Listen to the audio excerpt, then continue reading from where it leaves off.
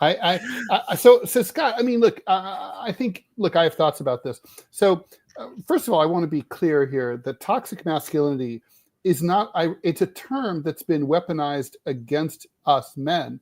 But the truth is, it was meant originally as a term that showed sympathy for men and boys. Basically, a great example of toxic masculinity would be if you read In Our Time, which is an early Ernest Hemingway book. Hemingway is really misunderstood as sort of like very butch and hyper masculine.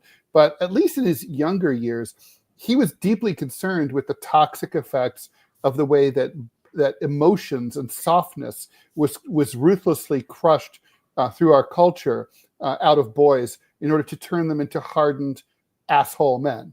And so, like, for example, there's one story in Our Time where it's obviously autobiographical, where he goes out hunting with his father and a bunch of other fathers and sons, and they kill, I think it's a deer, and it's gruesome and horrible. And he's a little kid, he's like 8, and he cries, and basically his father hits him and it's just like, cut the shit, don't cry, like what the fuck is wrong with you? And so to me, that's like, when I think of talk, that is how this was originally defined, as sort of like the victims of toxic masculinity were boys, not women, not girls, boys. And then these third wave feminists like sort of started I don't think they really knew what the term meant originally. I don't think they'd care if they did know. They just saw the words together and they're like, yeah, masculinity is toxic. And that's become like a more contemporary meaning. But that's not the origin of the phrase. Interesting. Thank you. And I think it's like how it's been like perverted is very emblematic about even something that was meant to show sympathy for us has been weaponized against us. Now, I don't blame women or girls to be resentful about like all the shit that cisgendered white dudes have pulled off over the years, which is basically 99% of all the shit is on us, okay? Or more accurately, on the people who came before us, right? And so the point is, the resentment is huge. And now what's happened is, I mean, I took this feminism class in the early 90s when I was in college, and my teacher, she had this great line. She said that she quoted, what's her name? Oh my God, Gloria Steinem, the really famous feminist. And she said, this was in the 80s, late 80s. And Gloria Steinem said, now us women are finding our way, but the next big job, and it's going to be a harder job. And she meant it like a job for women as well as for men, to help the men. We've got to find a place for them. Well, here it is. It's 40 years later, and we're no closer to Gloria Steinem's advice than we were back in the late 1980s. I mean, men, like you say, Scott, they don't know what they're supposed to be. I mean, it's like so many cultural norms are still kind of hidebound into old norms. For example, most women expect men to earn at least as much as they do, but the job market is changing, and that's becoming less possible, ironically, because, well, women's wages are going up, but men's wages are going down. But so that means that men are so women are not really adjusting to the new era, and men are feeling left behind financially, educationally, in terms of social currency. In every respect, men and boys are being left behind. I have some statistics that I dug up that I think you'll find interesting. Okay, hit us, baby. Hit us. All right. So according to the National Center for Education Statistics, girls outperform boys in reading by 11 points by grade 4. That gap by grade 12 becomes 15 points.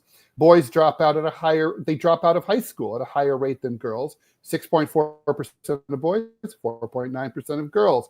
And why? Primarily, it's because of teaching methods. When my son was in, I think it was 3rd grade, he went to a school that had about 40, 50 teachers.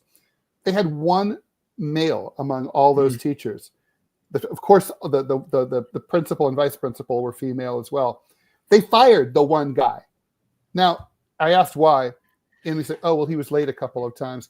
I'm like, when you only have one guy out of like 40, 45, you should probably try harder to make it work. So of course, teaching's a pink collar ghetto. So, women be teaching in a female way, women be acting like girls. That's normal.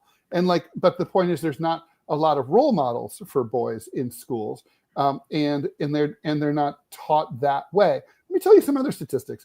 The American Psychological Association finds that boys have a higher rate of ADHD, far more than twice as much.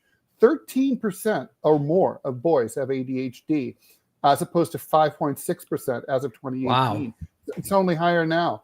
The suicide rate for boys aged 15 to 19, it's 18 per 100,000 people. That's 3 times higher than girls, 5.8. So it's again, there's a lack of positive role models. Boys are told in no uncertain terms to STFU and do not express yourself. No one wants to hear from you. That I've seen that in leftist circles where, if a guy starts to speak up, and then someone will say hey, we don't really want to hear that. We prioritize female voices and voices of color, and you'll wait your turn. And if there's any time for you, we might talk to you, but we'll hear from you. I mean, come on. That's not what first wave and second wave feminists were fighting for. They wanted equality. They didn't want dominance. They didn't want to switch from patriarchy to matriarchy. That's no more healthy. Matriarchy is no more healthy than patriarchy. Okay. And it's but that's not what they wanted. More statistics, right? So you mentioned, Scott, the fact of college enrollment. College enrollment for men during the pandemic, it dropped 5% in the fall of 2020. It only went down by 0.7% for girls. By 2020, men aged 25 to 34 at the peak of their early careers, right?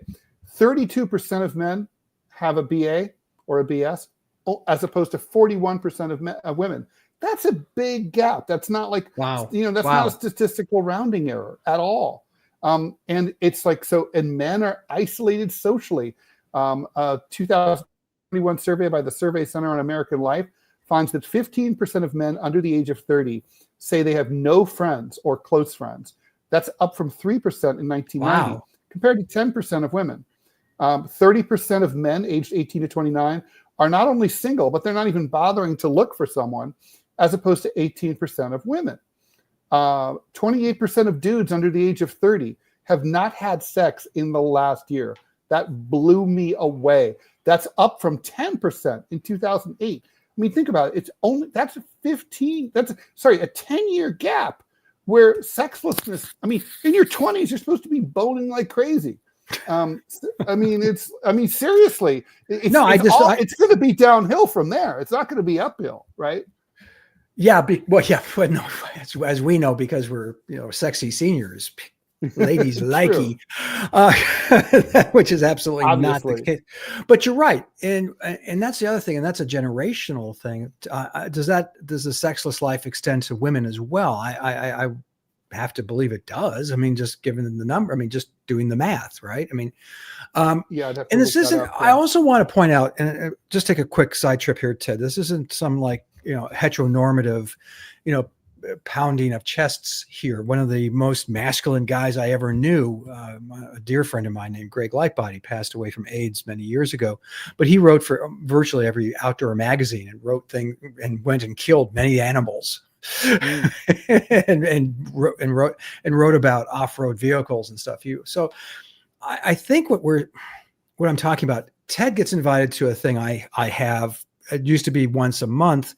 During COVID, it's really fallen off, and now I probably do it 4 or 5 times a year, but it's a Zoom call, and it's a bunch of guys only, and we sit and we drink cocktails and we smoke cigars, those who want to do either or, and we just talk. And usually, we have some really smart guys and we talk about smart stuff. And so mostly almost always devolves into talking about movies and shows to stream because, That's the conversations today.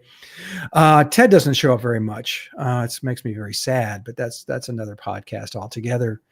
My point is that to me would fall into the definition of a masculine moment, which is, and maybe even a stereotype. The age of this group is generally around my own, although we have some younger guys. But like I said, smoking a cigar, talking trash, just being men. A friend of mine has a yearly camp out with his family, his brothers and their kids and his kids, and I've gone with my kids. Again, all males, and it's different. It's not there to. We don't talk about. And we don't talk horribly about women. We complain because that's what we do, but we don't. Plus, they're women. They do things that are annoying. Well, yes, and I suspect we do too. I've heard that, but that can't possibly reach. That can't. Well, not you and me, but other guys. Other dudes who we don't know. Yeah. Maybe. Yeah. So my point